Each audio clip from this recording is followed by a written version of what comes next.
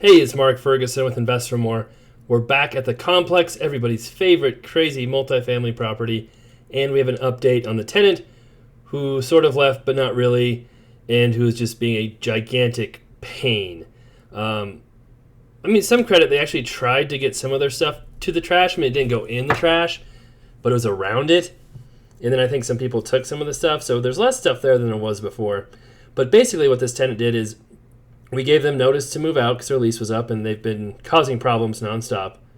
They said they'd be out by June 30th. They moved out, but they had a bunch of stuff still. And we kept asking if they'd moved out. They said, nope, we haven't moved out yet. June 5th rolled around, July 6th. They hadn't paid rent yet. So we posted a notice saying, hey, you got to pay rent or you're getting evicted. The mom is a co-signer, so they can get put on the collections and eviction notice for that too. They still said, nope, we're not out yet. We're still moving stuff. So we have come back every day, and they came back once last week, left the front door open, left a window wide open, what looked like on purpose. And so we went inside, showed what it looked like a little bit, secured the property, and I don't think they've been back since. So they've been there once the last 3 weeks. They won't return calls, neither the mom nor the daughter. So what do we do in this situation where the tenant has a lease? They say they're not out, but they're sort of out. There you can see our eviction notice posted from a previous video. So what we did is, because the door keeps getting left unlocked, we haven't seen anybody there, is we rekeyed the property. So we went in, left notice, rekeyed the property, and we have not taken any of their stuff out. It's still all in there.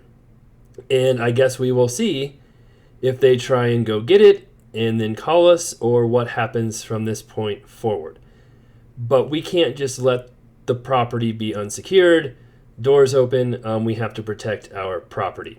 So I guess we'll find out if they go back, and if they go back and try and get in, if they can't get in, if they call us, or if they just give up, and what happens at that point. Now, the stuff that's in there does not look valuable at all. Mostly it looks like trash, but who knows what will happen. So if we get to a point where they, maybe another week, and they haven't responded, haven't said anything, maybe we put their stuff in storage. Who knows? We had another situation like that in one of the other units where someone said they're moving out, wouldn't move out. Well, they had moved out. They weren't staying there, but they left some stuff there, kept saying they're leaving their stuff there. Or they hadn't moved out yet. We're going to come back and get their stuff. Would not come back and get their stuff. And we just rekeyed it, took all their stuff, put it in storage. And that was months ago. We never heard from them. Their stuff, I think, is still in storage because we have quite a bit of storage room with all our different properties and different stuff going on. Never said a word to us. So that might be the situation with this one. With tenants, you've got to be careful. If you just go in there, throw out all their stuff, they could say you threw out thousands of dollars of things and try and take you to court, and there's all kinds of different things that could happen. So in this situation, it's always funky, it's weird, and I know they're probably just doing it on purpose just to annoy us, but really they're hurting themselves and their mom, because we found a collection company who will do a collection against them, which goes on their credit and shows is from a real estate company. So not only might we get a little bit of money, that's really not why I'm doing it, but it will stay with that tenant and show up as a real estate related collection.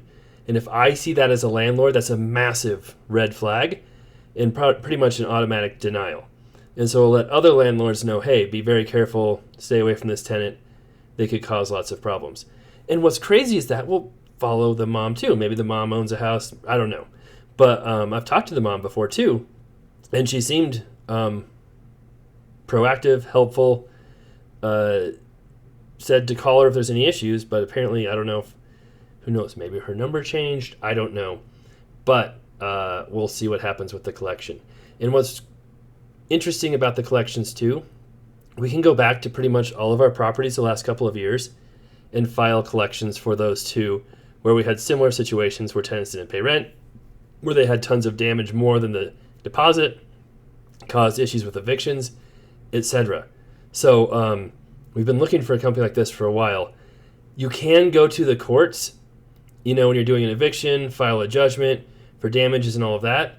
But that costs, quite a bit of money if you're using an attorney, which we always do, in time. And if you can avoid an eviction, we like to avoid those.